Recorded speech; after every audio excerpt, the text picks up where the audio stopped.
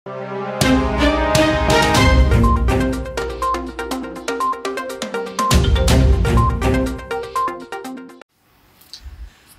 मैं हूं फैजान फैजी और स्वागत है आपका।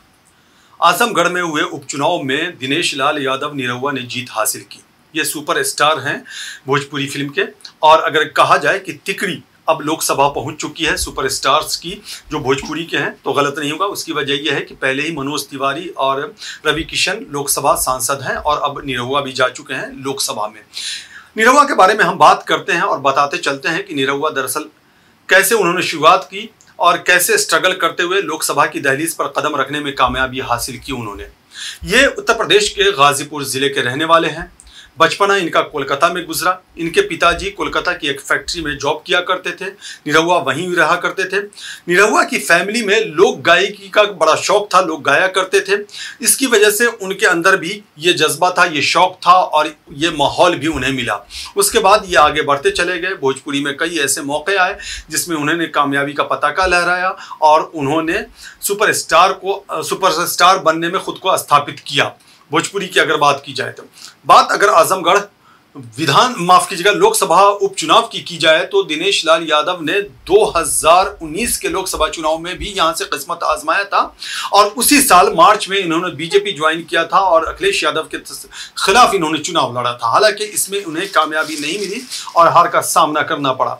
इसके बाद अगर बात की जाए इस बार हुए उपचुनाव की तो दिनेश लाल यादव उर्फ निरहुआ ने जीत हासिल की। हालांकि काफी कम मार्जिन रहा जीत का। धर्मेंद्र यादव को इन्होंने हराया है, लगभग 8 से 9 हज़ार के वोटों के अंतर से हराया है। लेकिन यहां अगर आजमगढ़ की बात की जाए तो आजमगढ़ सीट पर बहुजन समाज पार्टी ने भी अपने उम्मीदवारों को उतारा था और शाह आलम उर्फ गुड्डू जमाली जो पिछले विधानसभा चुनाव में AIMIM का दामन थाम चुके थे और तब भी इन्होंने अच्छा प्रदर्शन किया था। विधानसभा चुनाव में 25,000 से ज्यादा वोट हासिल किया था लेकिन जीत नहीं पाए थे। और इस बार उन्होंने यानी कि गुड्डू जमाली ने लगभग 2,66,000 वोट हासिल किया और यही वजह थी कि दिनेश लाल यादव उर्फ निरहुआ की जीत का रास्ता आसान हुआ।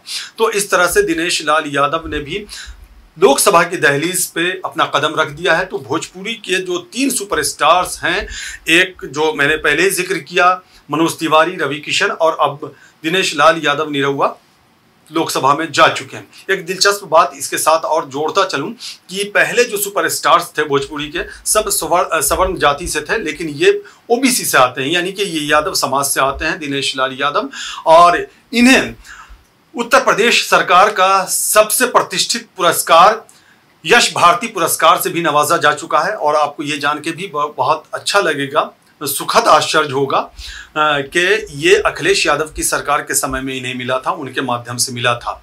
हालांकि अब ये भारतीय जनता पार्टी में है और इन्होंने जीत हासिल की है। तो इस तरह से निरहुआ ने अपनी कामयाबी का पताका लहराया और सीढ़ी दर सीढ़ी अपनी जीत को आगे बढ़ाते चले गए, अपनी कामयाबी को आगे बढ़ाते चले गए। नाकाम भी हुए लेकिन पीछे पलट करके नहीं देखा और बिग बॉस में भी ये शामिल हो चुके हैं, उसमें भी सम्मिलित हो चुके हैं।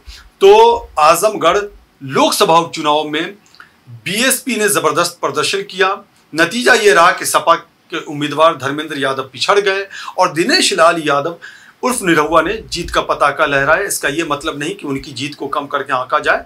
इस तरह से अगर ये कहा जाए कि दिनेश लाल यादव ने ये एक तरह से सबक दिया है कि अगर आपको हार भी मिले तो आपको पीछे मुड़ करके नहीं देखना है, आपकी जीत सुनिश्चित हो सकती है अगर आप अपना हौसला नहीं खोए। वैसे राजनीति है, राजनीति में हार जीत तो लगा ही रहता है। हमें दीजिए इजाजत, नमस्कार।